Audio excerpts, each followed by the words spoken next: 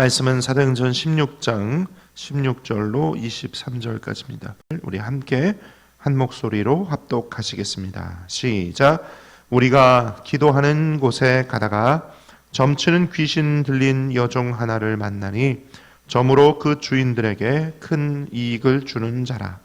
그가 바울과 우리를 따라와 소리질러 이르되 이 사람들은 지극히 높은 하나님의 종으로서 구원의 길을 너희에게 전하는 자라 하며 이같이 여러 날을 하는지라. 바울이 심히 괴로워하여 돌이켜 그 귀신에게 이르되 예수 그리스도의 이름으로 내가 내게 명하노니 그에게서 나오라 하니 귀신이 즉시 나오니라.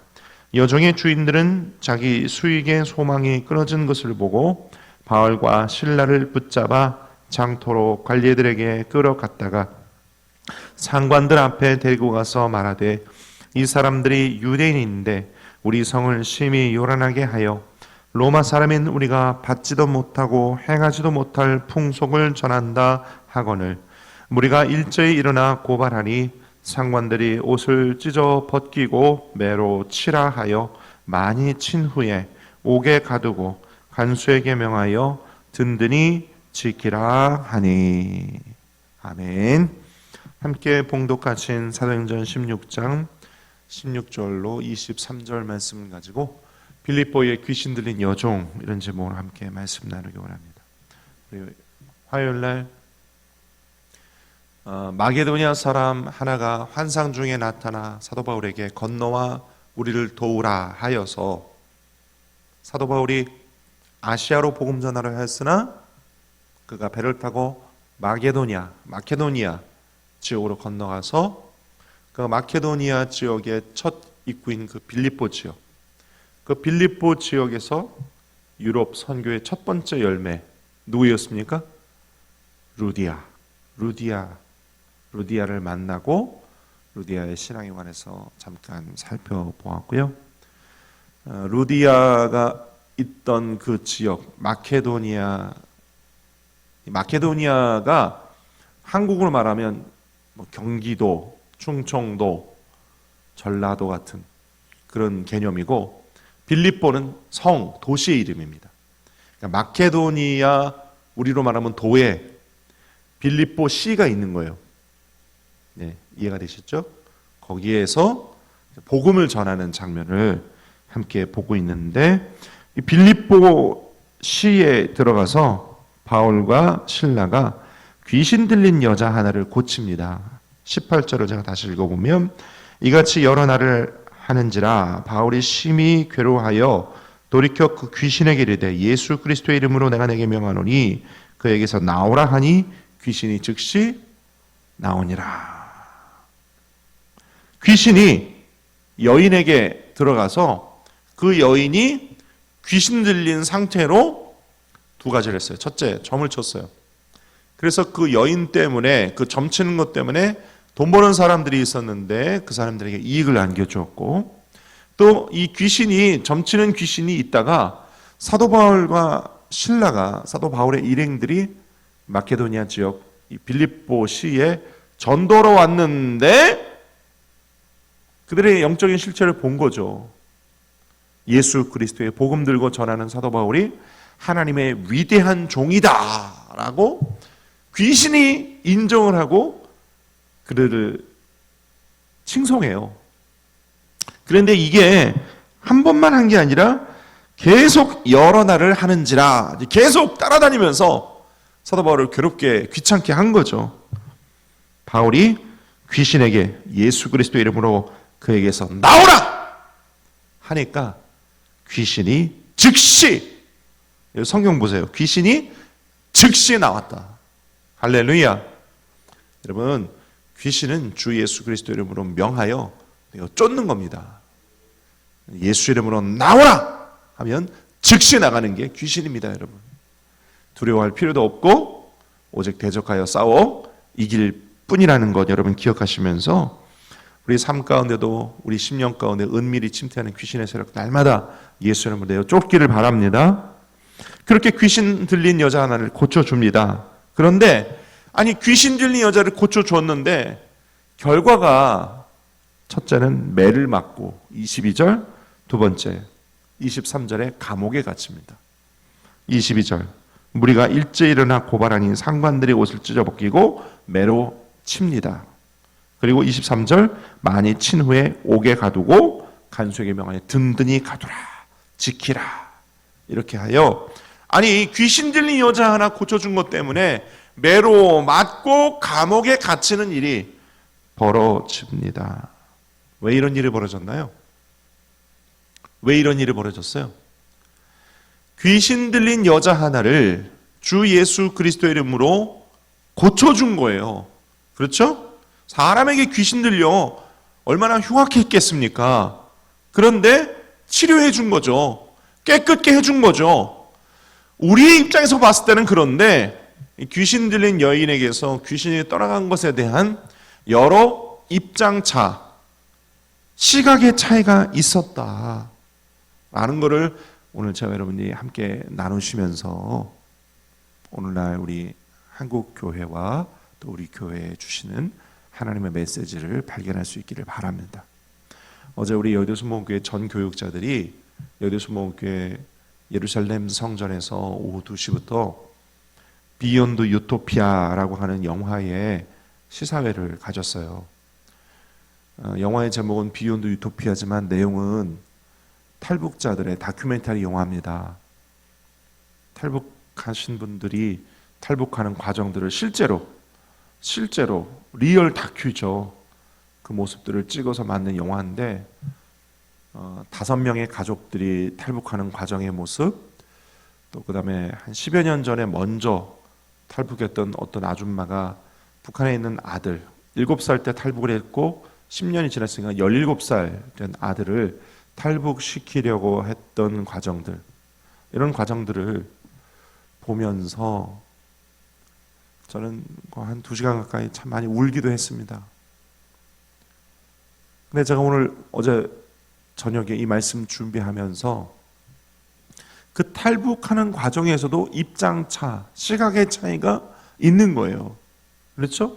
북한 당국자 입장에서 탈북자는 배신자, 국가 반역자, 정치범 수용소에 넣어야 될 사람들 이렇게 생각하고, 탈북하는 사람들 입장에서는 뭐예요? 이 나라가 도저히 먹고 살 수 없는, 이대로 가다간 다 죽을 수밖에 없는 그런 나라니까, 살 수가 없으니까 북한은 탈출하는 거 아닙니까? 탈출을 하는데 그 5명의 가족들이 탈출을 하는데 중국으로 갔다가 그 다음에 베트남으로 갔다가 라오스로 갔다가 그다음에 태국으로 가고 여러 나라를 거치는데 거기에 수많은 브로커들이 있어요.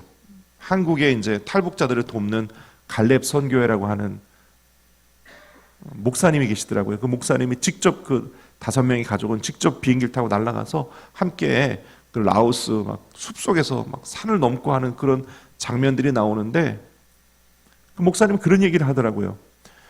탈북자들은 목숨을 건 일이고 탈북자들을 돕는 우리 한국 사람들, 우리 목사님의 입장에서는 정말 그들을 알지도 못하는 사람들이지만 사명감을 가지고 함께 목숨을 걸고 탈북을 도와주고 있는데, 그 돕는 과정에서의 그 브로커들 있잖아요. 뭐 중국 브로커, 라오스 브로커, 이런 사람들은 그냥 탈북자들이 돈일 뿐인 거예요. 돈 받고 그냥 사업하는 거예요. 돈일 뿐인 거예요. 어제 그 영화의 중간에 보니까 산속에서 목사님과 그 탈북자들의 가정을 산속에서 뺑뺑 돌리더라고요. 2시간 반, 3시간이면 그 산을 지나가고 다음 코스로 갈 수 있는데 10시간을 뺑뺑 돌려요. 10시간을. 그래서 목사님이 왜 그러냐? 돈을 더 달라고. 그 라오스 브로커인데 800만 원을 돈을 더 달라고. 이야, 정말 사람 목숨 가지고 그렇게 하더라고요. 오늘 저와 여러분들이 보고 있는 이 사도행전 16장에 귀신 들린 여인에게서 주 예수 그리스도의 이름으로 귀신을 쫓은 이 장면에서도 3가지의 시각차가 있어요. 그 시각차를 함께 살펴보기를 원합니다. 첫째, 주인들의 시각이에요. 주인, 다음 따라할까? 주인들. 이 주인들은 어떤 사람들이냐? 귀신 들린 여인을 이용하는 사람들. 그 귀신으로 하여금 점치게 하고 돈을 버는 사람들의 시각인 거예요. 16절 보세요. 16절 하반절에 보니까 그 주인들에게 큰 이익을 주는 자라 그랬어요. 이 귀신이 점치게 하고 그것으로 주인들이 점치는 사업을 했던 거죠. 귀신이 떠나고 나니까 그 점치는 사업이 더 이상 지속되지가 않는 거예요. 그래서 19절 볼까요? 여종의 주인들은 자기 수익의 소망이 끊어진 것을 보고 바울과 실라를 붙잡아 장터로 관리들에게 끌어간 거죠. 여러분 저를 보세요. 동서고금을 막론하고 신앙을 가지고 교회를 가지고 사업을 하는 사람들이 있습니다. 그런 사람들은요, 주 예수 그리스도 또는 하나님을 이용하여 돈을 버는 사람들인 거죠. 주인들, 여기 귀신들로 점치게 하고 돈을 버는 사람들과 같은 사람들입니다. 교회 안에도 그런 사람이 있고, 뭐 기독교만 있겠습니까? 불교에도 천주교에도 다 있을 거 아닙니까? 종교인이죠. 종교를 이용하는 사람들인 거죠. 그런 사람들이 있다. 두 번째는 바울의 시각입니다. 그 여인들, 그 귀신 들린 여인을 고쳐준 바울의 시각.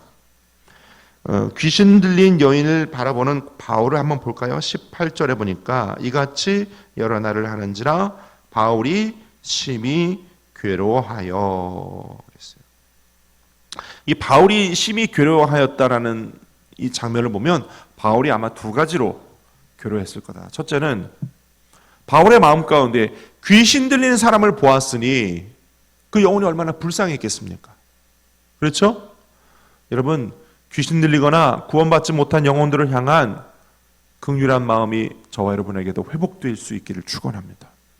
두 번째, 귀신이 자꾸 따라다니면서 사도 바울과 그 실라에게 당신들은 전능하신 하나님의 주의 종들이십니다 라고 막 시끄럽게 하고 그랬으니 얼마나 그것도 또 괴로웠겠습니까?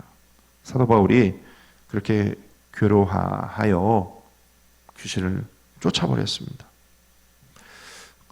빌립보는 점치는 사람들이 많고 뭐 이 여인뿐이었겠습니까? 다른 귀신 들려 점치는 사람들도 있었을 것이고 그곳으로 사업하는 사람들이 많았을 것이고 그렇죠?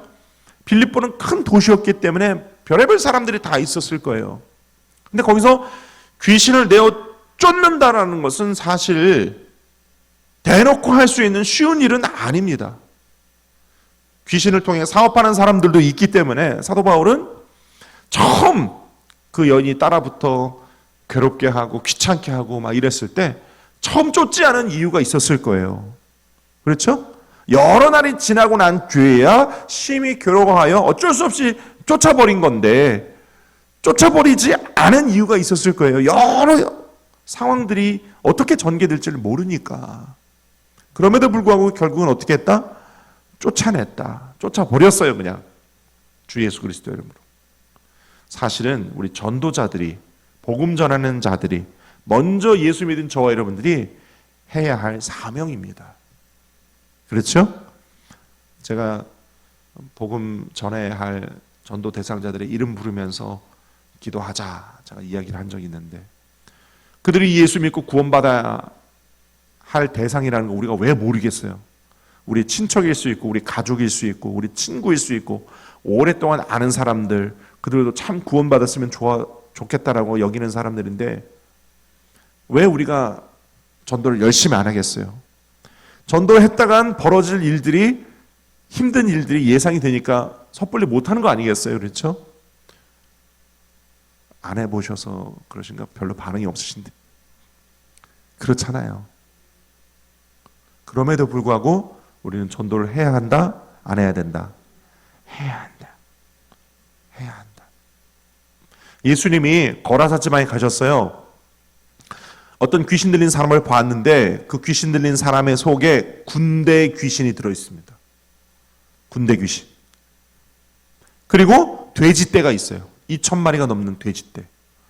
예수님께서 군대 귀신으로 명하여 돼지떼에게 들어가라 하니 군대 귀신이 돼지떼에게 들어가 돼지떼가 다 비탈길로 내려가 물속에 스스로 들어가 다 죽습니다. 그 돼지떼의 주인들이 있을 거 아니에요. 그렇죠? 돼지떼가 다 물속에 들어가 귀신들이 들어가 죽어버렸는데 그 돼지떼의 주인에게 예수님이 받아야 할 공격이 있을 거 아니에요. 그렇죠? 아니 왜 귀신을 내 돼지떼에 들어가게 해가지고 다 죽게 만드느냐, 공격을 받을 거 아니에요. 그걸 다 아시면서, 그걸 다 예상하셨으면서 그 영혼을, 그 사람을 고쳐주신 거잖아요. 공격받을 것 아시면서. 그렇죠? 우리가 전도할 때도 마찬가지예요. 전도하면 공격받을 거 알아요. 전도하면 핍박이 올 거 알아요.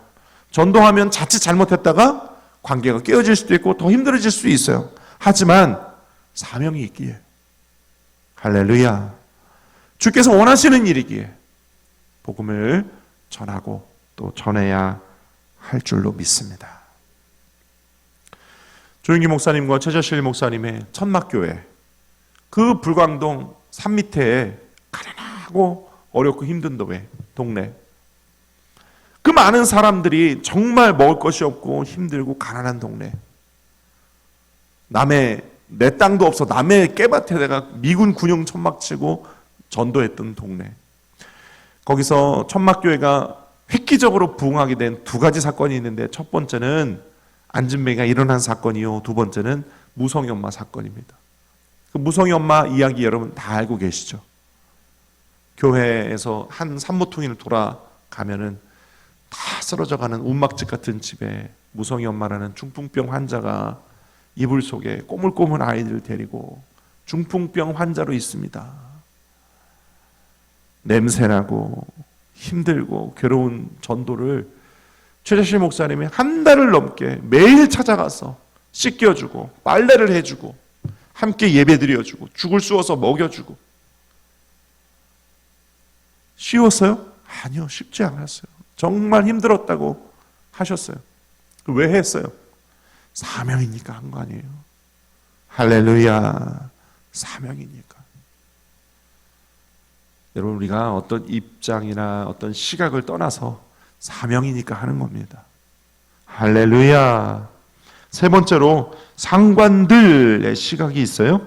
20절로 23절을 제가 읽어보면, 상관들 앞에 데리고 가서 말하되 이 사람들이 유대인인데 우리 성을 심히 요란하게 하여 로마 사람인 우리가 받지도 못하고 행하지도 못할 풍속을 전한다 하거늘 우리가 일제히 일어나 고발하니 상관들이 옷을 찢어 벗기고 매로 치라 하여 많이 친 후에 옥에 가두고 간수에게 명하여 듣느니 지키라 하니. 그래서 여기서 말하는 상관들은 빌립보 성의 재판관들을 말합니다. 빌립보 성의 재판관들, 재판하는 사람들. 어떤 민원이나 문제가 있을 때 상관들, 재판관들 앞에 데려가서 재판하여 거기서 누가 이겼다 또는 누구에게 어떤 벌을 내려라 하는 그런 주권자들을 말합니다. 재판관들. 이 재판관들은 귀신 들린 사람이 받는 고통이나 또는 그 영혼을 바라보는 우리 기독교인의 입장이나 이런 것들과는 아무 상관이 없어요. 상관들의 입장에서는 어떤 인권이나 고통, 어떤 사회의 정의 이런 것들은 안중에 없어요. 그냥 경제적으로 손해를 입었다 하니까 사도 바울과 실라를 그냥 바로 감옥에 때리고 감옥에 가둔 겁니다. 어떤 한쪽의 이권, 어느 한쪽의 주장, 그 사람들과 또 자신의 위치 이런 것들을 그냥 따지는 거예요. 영적인 것이나 어떤 사람의 인권이나 그가 받는 한 여인의 고통이나 뭐 이런 거는 안중에도 없었던 거죠. 어찌 보면 빌립보 사회의 병폐를 그대로 보여주고 있는 장면인 것이죠. 제가 아까 설교하기 전에 우리 대한민국이 이제 4월 달에 총선을 앞두고 있습니다. 우리가 기도합시다라고 기도했잖아요. 우리가 이 땅의 권력자들, 주권자들을 위해서 기도해야 되는 이유가 여기 있습니다. 사회의 정의나 정말로 정치인이라 하면서 하나님을 두려워하는 사람들인데 하나님을 두려워하는 것보다 사람을 더 두려워한다든지 사람의 이익을 더 두려워한다든지 자신의 정치적 생명과 목적을 더 중요시한다든지 하는 사람들이 있어요, 없어요? 많습니다, 많습니다. 그래서 우리는 저들, 주권자들, 위정자들을 위해서 기도해야 돼요. 하나님의 뜻에, 하나님의 마음에 합한 사람들이 이 땅에 정치인으로, 위정자로, 주권자로 설 수 있도록 하나님 개입하여 달라고 기도해야 할 줄로 믿습니다. 말씀 맺기 원합니다. 빌립보의 귀신 들린 여자 하나를 둘러싼 여러 입장들을 살펴보았습니다. 오늘날 우리 사회와 우리가 기도해야 할 제목들을 보여주신 장면인 것 같습니다. 더욱 사회와 또 이 나라의 앞일, 온 세계의 국제정세의 미래를 위해서 깨닫게 하시는 말을 가지고 기도해야 할 이 새벽인 줄로 믿습니다. 우리 마음 가운데 주신 성령의 음성 따라 나라와 민족 위에, 열방을 위해 주의 마음 품고 기도하는 이 새벽 되시기를 예수님의 이름으로 축원드립니다. 기도하겠습니다. 아버지 하나님,